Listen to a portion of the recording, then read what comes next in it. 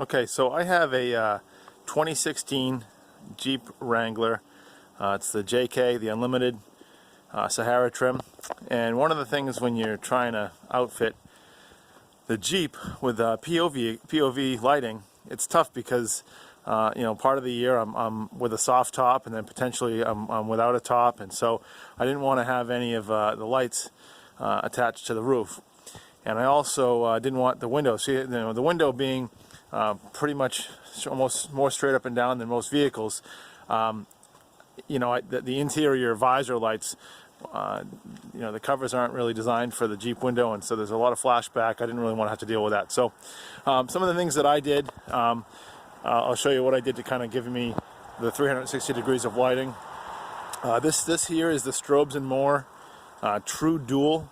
It's a flood bar, but it also is the top and bottom 4 LEDs on both the left and right sides will illuminate red, and then of course there's an override switch to give you the full white. But it acts as a warning light, and I'll show you that in a minute. And then I used a KC Highlights hood bar with some Whelan. This is the Whelan ION Super LED light head. And so with just some minor modifications to this hood bar, I was able to mount with just the existing hardware that the light comes with, and then I drilled some holes to fish the wiring through, and then over the other side is where it comes back out, and then under into the engine cabinet. So those are my fronts, and then of course the sides to get some 360 degrees. These are the Feniex Cannons. And these are the red-white splits.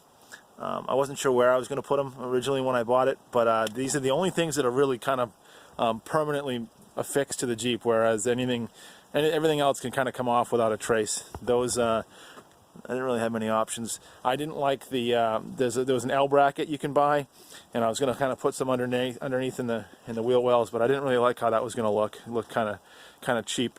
So I was happy with this. And then for the back, there's not a lot of room in the taillights.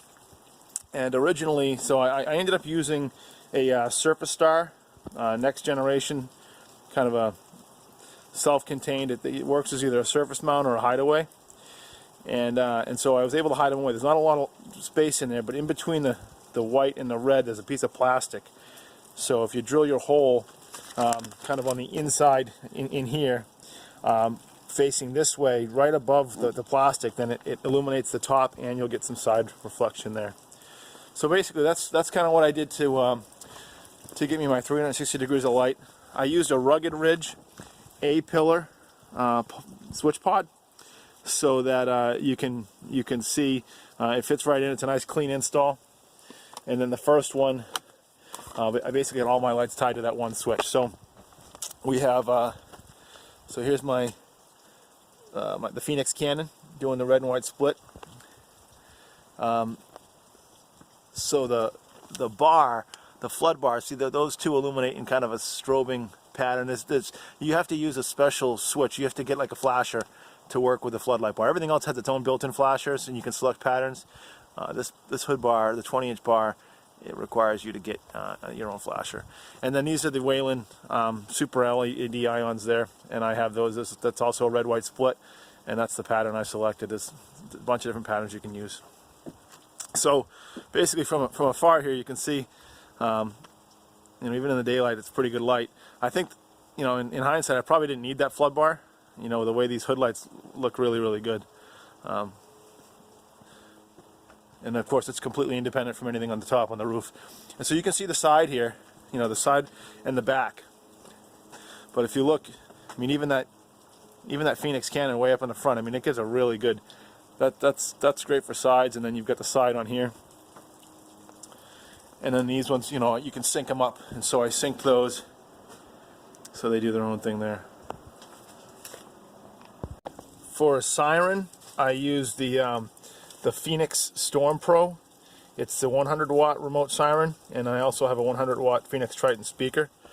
So this thing, I'm not going to go through all the audio because there's plenty of YouTube videos that show that. But essentially, so there's the top two is for your power, and then you can select multiple different tone sources. I've got 2 hooked up for now, and then these bottom 2 go to the speakers. But there's 2 that I primarily will use, and so I ran those 2. You can select what you want, but they're tied again to these switches. So here's my siren, and then of course I've got my horn. I've got a horn there. And so the other thing I wanted to show you too is this last one, that flood bar in the front. So if you have your lights on, that flood bar, either lights on or off, will be that's an override switch. So you can use that flood bar as either a warning or flood. So that's what I have. And the other nice part about the Feniex siren is it comes with a switch, and just key it up, it's always on.